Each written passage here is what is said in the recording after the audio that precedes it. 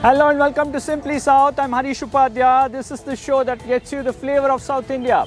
And the top story this week from southern part of India comes from Karnataka. It's the leadership tussle between Chief Minister Siddaramaiah and Deputy Chief Minister DKS Shivakumar. 2 rounds of breakfast meetings have taken place, but there is absolutely no breakthrough. Both the leaders not willing to budge from their stance, and the ball is now in the High Command's court.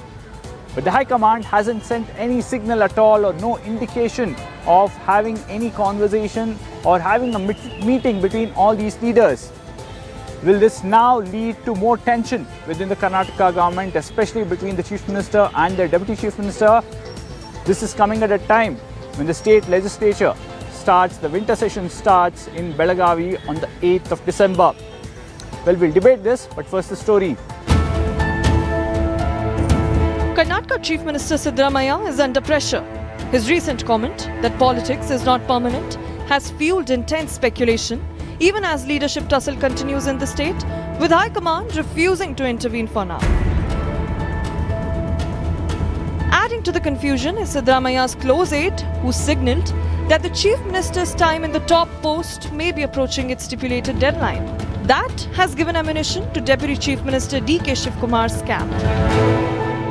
ಬಿಡೋದಂತಿ ಪಕ್ಕ ಯಾವಾಗಾರು ಒಂದು ಬಿಡಲೇಬೇಕು, 30 ತಿಂಗಳಂತ ಬಿಡಬೇಕು, ಹಾಗೇನು ಇನ್ನೊಂದು ಸರಿ ಯಾರು ಬಿಡಲೇಬೇಕು, ಯಾವಾಗ ಬಿಡಲೇಬೇಕು, ಅದೇನು ಪ್ರಶ್ನೆ ಇಲ್ಲ. ಈ ಅವಧಿಗೂ ಬಿಡ್ಬೋದು, ಅದೇನೆಲ್ಲ ಇದ್ರೆ ಹೈಕಮಾಂಡ್ ಮೇಲೆ ಅವಲಂಬನೆ ಅಷ್ಟೇ. But for the cameras at least, the Chief Minister and his deputy claim that all is well. No differences. Myself and DK Shivakumar, we are united.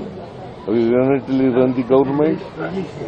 In the future also, we will run the government unitedly.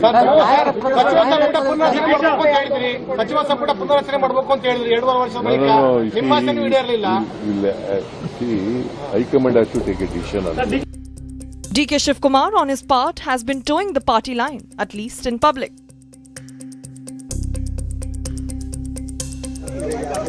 With Congress High Command not showing any urgency to intervene, unease and jitters are growing within the state unit. For now, the power tussle in Karnataka continues behind closed doors. Well, the fight really is to get to the 3rd floor of Vidhan Sauda. That's where the Chief Minister's office is. And right now, Siddaramaiah is sitting in that seat comfortably. DK Shivakumar, who's waited for 2.5 years, wants to get there. Can he get there soon? What are the challenges? How can the Congress High Command deal with this? And what's the impact on administration in Karnataka? Time to discuss all this. We have an eminent panel joining us today on the show. First up, we have BJP spokesperson, Mr. G.S. Prashant, joining us on the show today. We also have Mr. Karan Gowda, who's a Congress supporter from Karnataka, who's joining us. We also have senior journalist, Mr. B.S. Arun, joining us. I'll come to you, Mr. Prashant, first.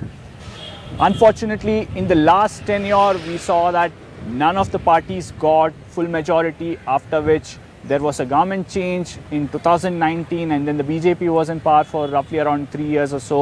But this time around, when the people of Karnataka gave a full thumping majority to Congress, everyone thought that the government would smooth sail for 5 years. But we are back to square one again. The government might be stable, but the leadership isn't. Harish, firstly, the entire tussle between Shivakumar and Siddaramaiah is from day one. Because if you look at what happened after the results and before the swearing-in ceremony, you had intense suspense for 4 or 5 days as to whether Shivakumar will agree to this proposal of Siddaramaiah becoming CM, so on and so forth. And reluctantly, Shivakumar agreed, and then you saw the photo ops. Then you can make out as to whether he was really happy or not. We are not getting onto the aspects of whether he was happy or not. But development, governance, and administration has taken a back seat for the last 30 months. Because there's not a single developmental work that has been carried out in the state of Karnataka, and especially in the city of Bangalore. You look at the infrastructure which is crumbling by the day, by the hour, because potholes is a menace which everybody has acknowledged widely, but no action has been taken on it. Despite that, the tussle for the chair between Siddaramaiah and Shivakumar, and look at the plight of the citizens of Karnataka who gave a mandate of 135 seats. Their leaders camp outside Rahul Yes. Gandhi's residence to get a glimpse of him or wait for his SMS or WhatsApp message. So if this is where we have stooped down to. And furthermore, what is even more embarrassing is what is the news in the media for the last 1 week? Siddaramaiah invites Shivakumar for breakfast and serves him idli and vada.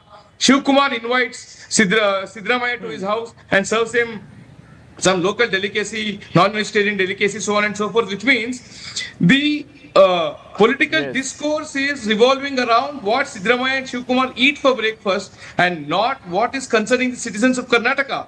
So as BJP, we are concerned Absolutely. for the people of Karnataka because governance and administration have taken a back seat. Absolutely. There is complete administrative anarchy and political paralysis in the state of Karnataka. This can't continue.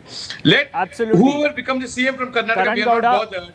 But the governance and administration have to be considered. Yes.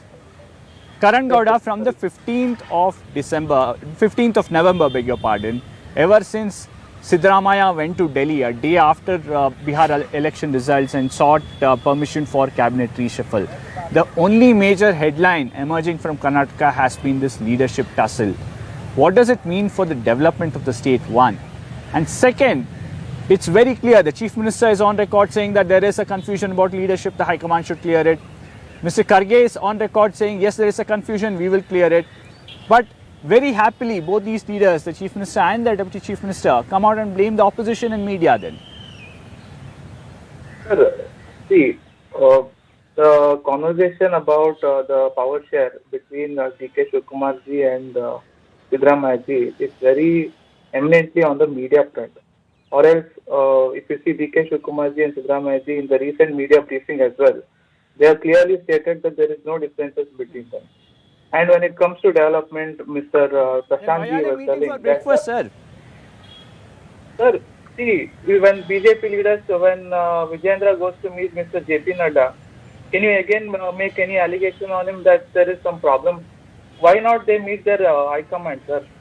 Every time they meet their high command, when there is a discussion on high command, why such narrative has to be formed that there is always a But sir, Chief Minister is on record saying there is confusion.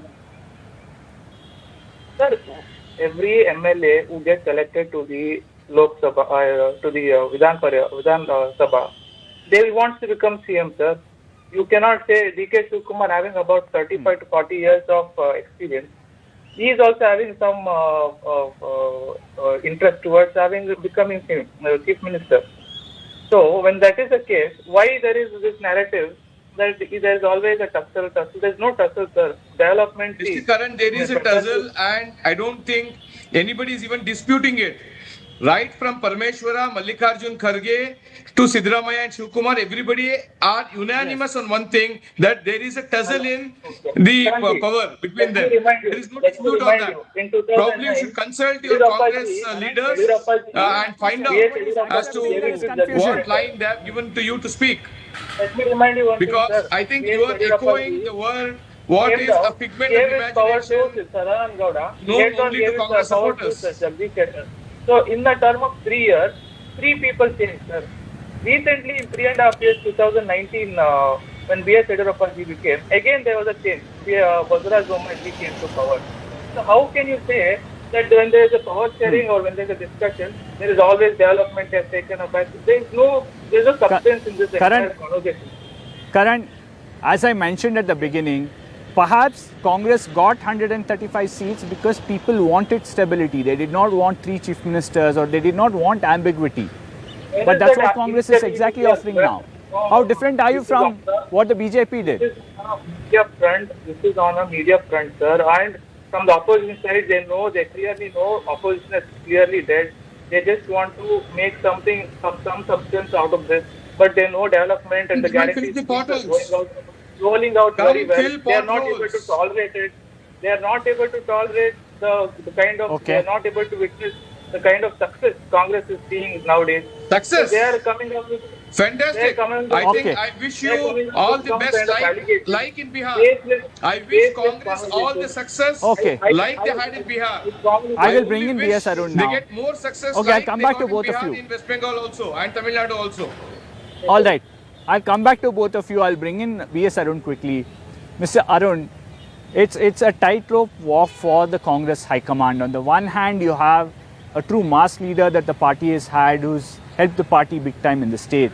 On the other, you have somebody who's been loyal to the Congress party, bailed them out multiple times in crisis, and who also has the backing of the Vokkaliga community. How difficult is the Congress party going to find it to make a decision on this now? Harish, as we all know, it's a difficult situation for the Congress. It's a complicated issue. There are many strengths and weaknesses of both the chief minister as well as the deputy chief minister, especially the deputy chief minister. Siddaramaiah is a strong OBC leader.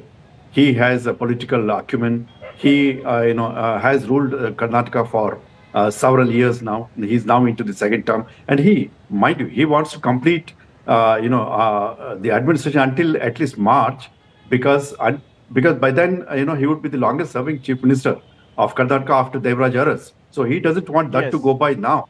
That is Yes. one thing. But then on the other hand, you have DK Shivakumar, a fierce party loyalist. A man who brought the party to power in Karnataka as KPCC president, the man of crisis. He has stood for the party, for the high command all these years, and he wants his pound of flesh now. But then high command also knows that it is a difficult situation for itself to resolve the Karnataka problem. One, because Siddaramaiah commands the support of a majority of the MLAs, and he is the unquestioned leader of the Ahinda groups, the minorities, backwards, and Dalits. Yes. Whereas Shivakumar is no doubt a Vokkaliga leader, but his support base is sort of limited, limited to the Vokkaliga belt in South Karnataka, and he has a limited number of MLAs support. That is one thing. But then, Harish, the High Command is there to resolve such problems. The High Command cannot keep quiet, cannot tie its Yes. hands and watch the situation going adrift. High Command knows what has happened in Rajasthan or Chhattisgarh for that matter, and it is incumbent on the High Command now that it should take steps, call these to see. The crisis of such nature cannot be resolved over idli, vada, sambar, and nati koli. It has to be resolved at the highest level. Absolutely, right. It- Very well and put, in- Mr. B.S. Arun. Yeah, Current- and the current coming intervention to of the you. High Command must be there. High Command must call these two leaders to Delhi, sit, and call the other senior leaders like the General Secretary for Karnataka, as well as of course the party president, and sit together and resolve this problem. It's high time. Absolutely. It's not just we four are asking for this, but it's the people of Karnataka, the MLAs of the Congress party who want Yes. a clear picture on this, Harish. Absolutely. Karan, coming to you, the problem here is this ambiguity. We've seen Chief Minister around 15th of November saying, I will be the Chief Minister for full term. He said that, he asserted himself. Over the last few weeks, it's changed. We've seen somebody like Satish Jarkioli saying that people will have to give up power at some point in time. The Chief Minister himself got very philosophical the other day while talking to Belur Gopal Krishna and said that I'm not somebody who's stuck to politics. Politics is not something that is permanent.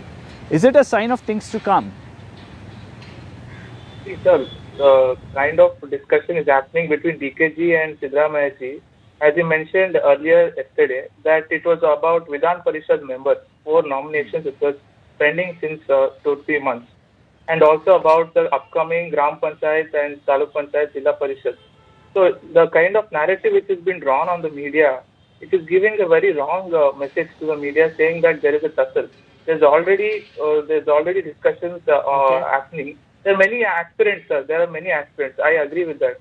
Even Jarkioli ji, Parmeshwar ji, there is. Even in BJP, there are aspirants. But that doesn't mean development has taken a back. All these allegations. It has taken a back seat. There is See, not a single for development example, activity which has for happened. example, see, I tell you, Silk Road flyover. Congress it now got just wants to inaugurated say all is just well. few months back. Likewise, there are many examples to be taken place. Okay, so developments are happening, guarantee schemes are rolling out really Okay. well. BJP is not able to tolerate the kind Congress of is success bankrupt. BJP is witnessing. The treasury is bankrupt. Okay, let me The do one thing economic now. advisor to the CM is on record Okay. stating that As of now- the coffers are as of running now- dry You know what, and Karan? that they don't have money. Karan, let me bring in. Okay, the discussion all right. between Let me bring in DKS Sanket Yanagi. Give me 30 seconds. Let me bring in Sanket Yanagi, a former Congress spokesperson, a political analyst, somebody who knows in and out of the party and also now has the freedom to talk openly about how things perhaps are getting difficult for the Congress party. Sanket, many people that I've been talking to are saying that if this kind of ambiguity continues, the government will struggle to have control over the bureaucracy. The bureaucracy will do what they feel like, and that could be disastrous for the state of Karnataka. First of all, Harish, in a democracy where one believes in democracy and democratic values, they certainly believes in the freedom of speech and expression. When there is a freedom of speech and expression, there would be obviously multiple voices. Those who are eligible also speak, those who are not eligible also speak. Any aspirant will speak. Where there is a dictatorship, there will not be any voice at all. So the problem between the Congress Yes, and we the know about BJP Indira is- Gandhi. One- We know one about minute, Indira please. Gandhi. We know about emergency. Yes, thank you for reminding the Either viewers you speak that or how allow me to speak. Indira Gandhi treated Congress. Either you speak or allow me to speak. When the question is asked to me, I should be allowed. Number one, that's the first principle of the. Yes. Yes. When that is the rule, the democracy might not be in other parties, which we may or we may not refer to. But where there is a democracy, this is what is the beauty of democracy. Everyone can claim to be the prime minister, to be eligible for the prime ministerial post. Otherwise, a chaiwala would not have become a prime minister at all if it is confined only to certain sect of the people. No, that is what is the rule of law. Everyone should get an opportunity. Everyone should claim. Everyone should proclaim themselves as eligible and claim themselves as eligible. Then only a country would head towards some constructive development in politics, democracy. And see, when someone is speaking, or especially where there is a democracy, these things are very quite common. But the problem is the common man's development is getting affected in the state of Karnataka because the ministers, bureaucrats have no control left over by the politicians now or the ruling party because the ruling party is quite busy not in governance but in managing their own political affairs. But in a way, the common man is getting affected. That needs to be looked into. Opposition also should speak about the common man, not about the internal politics of one political party. Because they don't have voice against their own leaders or the dictators. That does not mean that they should not raise That's voice what I against want the to common bring in man. PS Prashant. No. We have been raising, including Fair the point. farmers Prashant, issue. Right? Prashant, you Yes. think No, Prashant, you Harish, think the right, government has farmers lost issue, control we have over been in the bureaucracy? forefront If of this taking the Congress government head on because we are standing with the people of Karnataka. We are advocating that there must be administration and governance. This is what people have voted Congress to power for, not to fight for the chair. So therefore, like every citizen of Karnataka, every BJP Karyakarta, every BJP leader wants development and administration. Sadly, administration and governance have taken a back seat and there is complete political paralysis here because Congress is not interested in governance at all. Because you look at the issues coming out now, the issue was about Shivakumar's watch. He said that he bought it from a credit card in Australia. We don't know whether he has declared it to customs. It attracts 200% duty. Has he paid it? It's a capital goods. Let's even forget because every time they come to power, these type of issues come in. You had the Hublot watch controversy. Now it's about a Cartier watch. It's about controversies, corruption, and Congress going hand in hand together rather than development and administration. So therefore, Congress has to buck up, wake up and smell the coffee and say people are sick and tired of this tussle and lust for power. They should stop it at once and focus on development and governance. Mr. B.S. Arun, many people that we've been talking to, including some who are within the cabinet, feel that if there is no major change now, perhaps it's disastrous for the Congress party. In the view, keeping in mind the 2028 assembly election, they're saying there needs to be new energy within the cabinet and perhaps a new chief minister as well. The statements that the chief minister made and how it's changed over the last 3 weeks or so, do you see it as a sign of things to come? Initially he said, I'm the chief minister for full 5 years. Now he's saying that power and politics is not permanent. Well, there is a marked change in the statements of the chief minister, as you have mentioned, Harish. The thing is, whether it will lead to a change of guard, I think that remains to be seen. Because number one, the High Command will have to meet and take a decision, and that is getting inordinately delayed. Over the last several weeks, people of Karnataka, the Congress MLAs themselves, had been waiting for the High Command to act, but they are not ready to act. Perhaps they are scared that the only big state that the country, that the Congress has in the country, I think may slip away from their hands. So they are, I think, quite cautious, and they want to trudge, very cautiously in this, and that's the reason, perhaps, why I think, that they are delaying it, and they know what is, we know the history of, the Congress party, why several leaders have left the Congress, and in many states, and that was the reason, and the reason for that had been because the High Command was refusing to take a call on that. When Narasimha Rao was the Prime Minister, he was not taking decisions, and there was this dictum saying that not taking a decision is also a decision. But that might become very costly, very dear for Congress if they continue to delay a decision as regards Karnataka. Sanket Yanagi, that's a pertinent point. Many are saying this is also a test of Rahul Gandhi's leadership.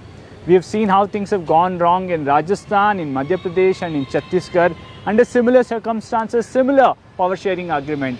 Why is the Congress delaying it so much? One. Second, let's also not forget that a major leadership change that the Congress really, in a way, did not handle well was that of Virendra Patil. Later on, we saw how the Lingayats really moved away from Congress and en masse went towards BJP. Do you think the Congress is perhaps worried about the risk involved in taking a decision now? So Congress High Command should have acted very quickly, in fact. When they understood that there is something going in a wrong direction, they should have acted it, number one. Number two, the Congress High Command, maybe to prove that there is still a democracy left in that party, allowed this to happen, which is now out of control, number two. Number three, more than anything else, what matters to the government, what should have been the matter to the government is about the development which is at the back seat now. Number three, which has been disregarded by the High Command in as much as the government and the leaders. Number three. Number four, the opposition, which has been already wiped out almost, and that should have at least regained its place by voicing against the common man, against the areas which are affecting the common man, should have been stood with the common man rather than talking about the watch, rather than talking about the chicken which he had in the house. No, these are not the things. Loot of public money, Sanket. So when the common man expects, the opposition is a watchdog of democracy. The people and the common man is expecting something bigger from the opposition. Opposition should have woken up from the slumber, should have stood up with the common man, rather than fighting one. See, opposition leader is supporting Shivakumar. This is not something expected. Absolutely. Taking a little liberty, all I can say is perhaps the common man who voted will feel let down if this continues in the state of Karnataka. I'm absolutely out of time on this debate. Thank you, Mr. Sanket Yanagi, GS Prashant, Mr. Karan Gowda. Very, very quickly. BJP has always stood with the common man and the farmers. All right. And the height of agitation of farmers is BJP, which took the farmers' cause and which made Siddaramaiah backtrack and then give proper pricing to the sugarcane farmers. All right, Prashant, I'm out of time.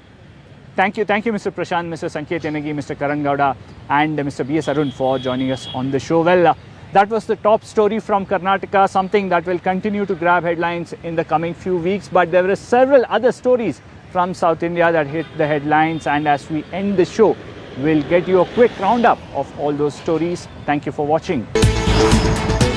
Mass Indigo flight cancellations triggered an unusual scene in Karnataka's Hubli, where a wedding reception had to be held without the bride and groom.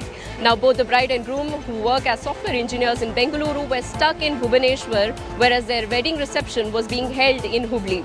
After their flight was repeatedly delayed and finally cancelled, both the bride and groom got dressed up in Bhubaneswar and attended their own wedding reception through a video call. Tension briefly flared at a government first-grade college in Karnataka's Haveri after a group of Hindu boys objected to 8 Muslim girls wearing the hijab to class. The boys, wrapped in saffron shawls, came into the campus claiming that the dress code was being violated. They also said that they had spoken with the college principal previously, telling them that, hijab-wearing girls should not be allowed to class and it is violation of dress code. Now, college authorities have stepped in and are talking to both the parties to make sure that the issue is not escalated. Tension prevailed at the Tirupurukundram hill earlier this week when a scuffle broke out between Hindu activists and the police officers on the 3rd of December. This when the petitioner was ordered by the Madurai bench of the Madras High Court to go and light the lamp at the Deepathoon, also called the ancient pillar, which is located near the Dargah atop the Tirupurukundram hill. But the police stopped them from entering and scuffle broke out and Section 144 was imposed around the Tirupurukundram region. Tamaraga Vetri Karagam has now sought permission from the Puducherry police to conduct a public meeting on the 9th of December. This after the police denied permission for the Tamaraga Vetri Karagam and its chief Vijay to hold a roadshow that was scheduled and planned for the 5th of December. They cited law and order issues and asked TVK to consider holding a public meeting for law and order purpose. In the run-up to the 2026 State Assembly polls, the DMK and the Congress begin seat sharing talks. While the Congress High Command maintained that it's only a courtesy meeting, but the 5-member committee formed by the Congress had come to Arivalayam, which is the DMK headquarters, and met DMK President M.K. Stalin. Our sources say that the Congress is aiming to get more seats for the 2026 polls and they are aiming to get at least 40 seats this time around. But how many will they get? It depends on the discussions. In the 2017 actress assault case, the Ernakulam Sessions Court is expected to give its verdict on December 8th. All accused, including 8th accused actor Dilip, is asked to be present before the court. A second complaint has been filed against Rahul Mankutathil MLA and an FIR regarding this has been registered. Congress has expelled him from the primary membership of the party. Activist Rahul Ishwar has been arrested on charges of naming the victim and making sexually colored remarks in connection with the Rahul Mankutathil case. After case has been registered against Rahul Mankutathil MLA, there has been several cyber attacks against the victims. Police have made about 16 arrests, of which 2, including Rahul Ishwar, has been remanded.